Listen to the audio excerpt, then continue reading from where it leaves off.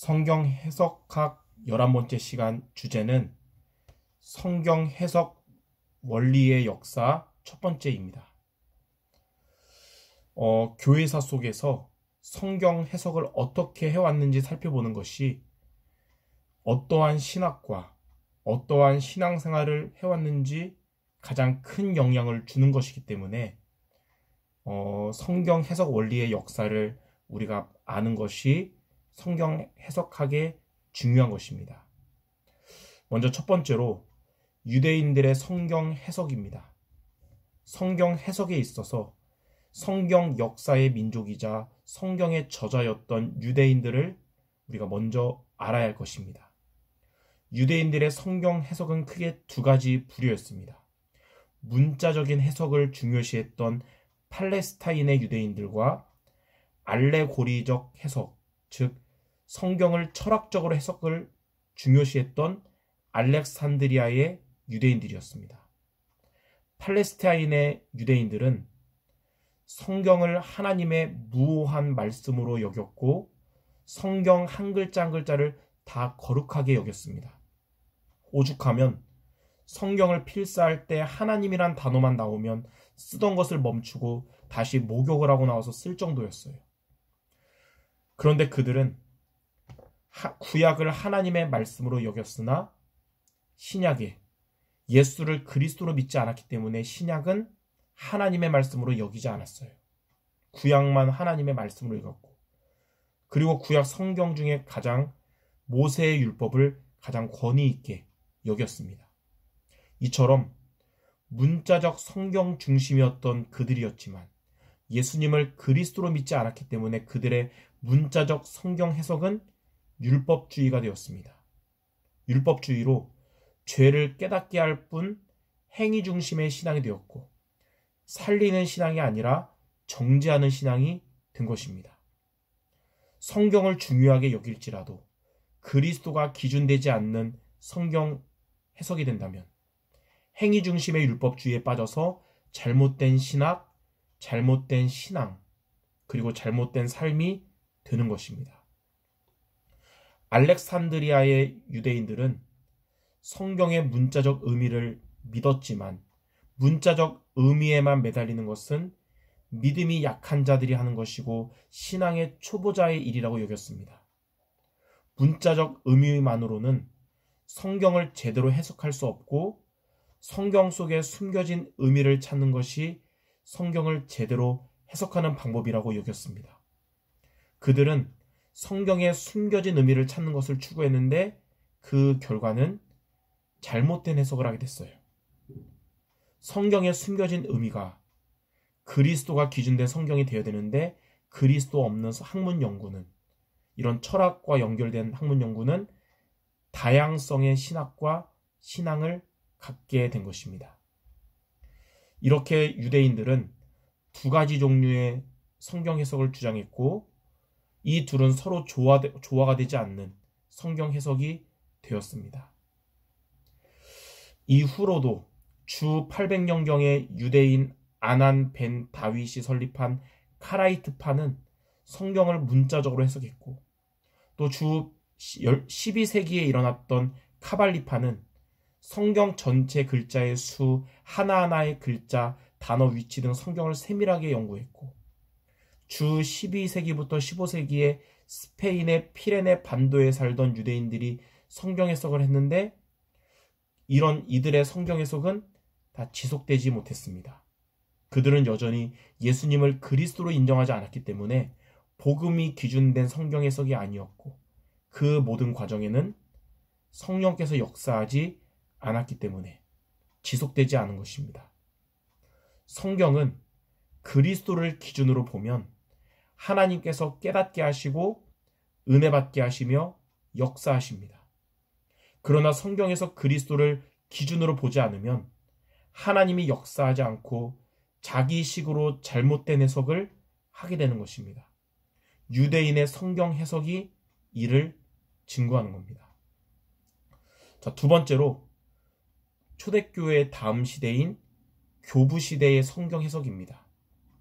유대인들은 성경을 구약만으로만 여겼지만 교부 시대는 성경을 구약뿐만 아니라 신약까지 보고 구약과 신약 모두 해석했고, 유대인들은 예수를 그리스도로 믿지 않았지만 교부시대는 예수를 그리스도로 믿었습니다.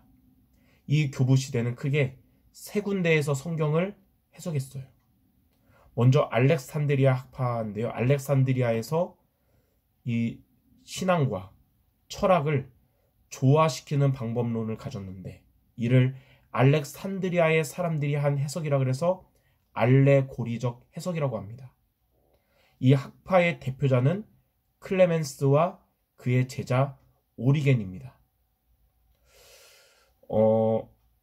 클레멘스는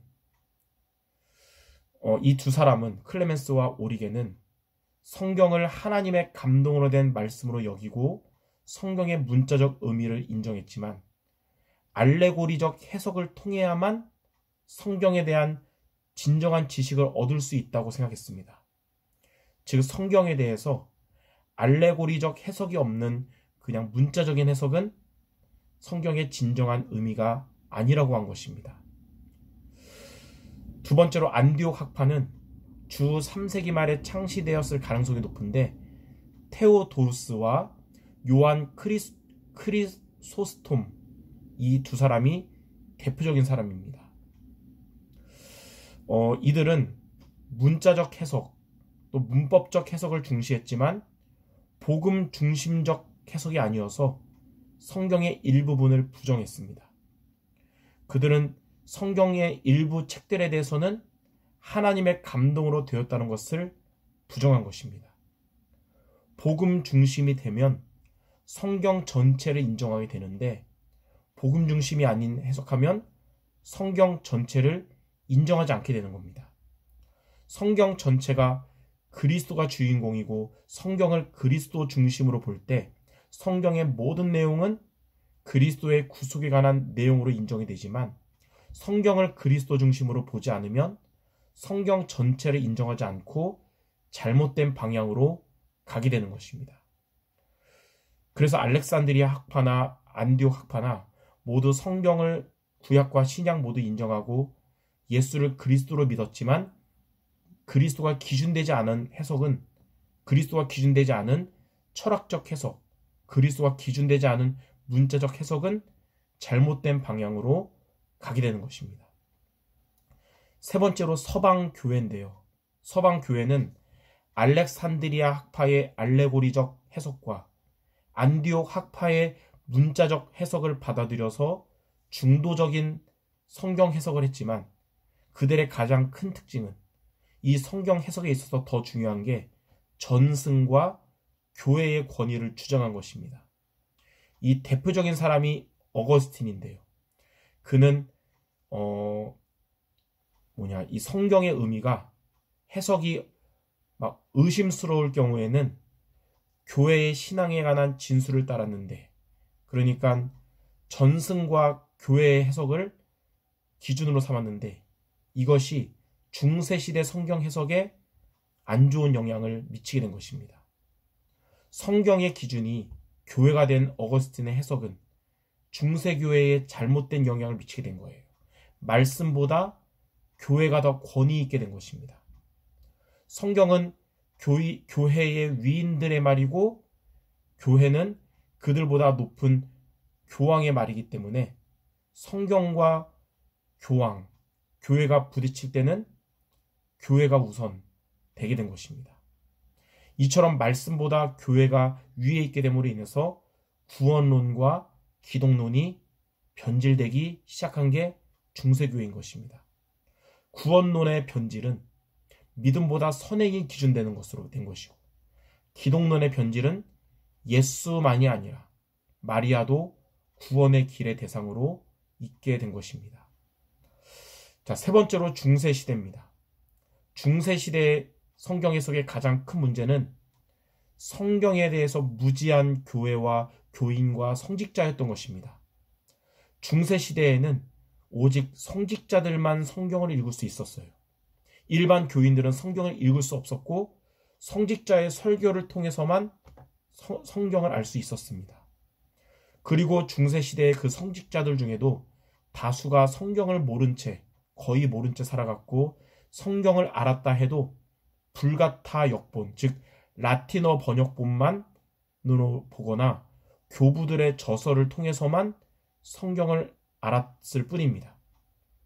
그래서 중세시대 성경 해석은 전승과 교회의 가르침에 부합되어야 된다는 것이 확고한 원칙으로 정립됐습니다. 성경을 읽을 때 교부들의 강해를 최종적인 해석으로 삼아야 된다는 성 베네딕트 원칙을 채택한 것입니다. 성경보다 교회가 위라는 것은 성경을 하나님의 말씀이 아니라 교회의 위인들의 말로 취급한 것이고, 이로써 성경이 신앙의 기준이 아니라 신앙의 근거를 찾는 자료일 뿐이 된 것입니다. 당시의 신앙의 기준은 교회의 최고 권위자인 교황의 말이 된 것입니다. 감사합니다.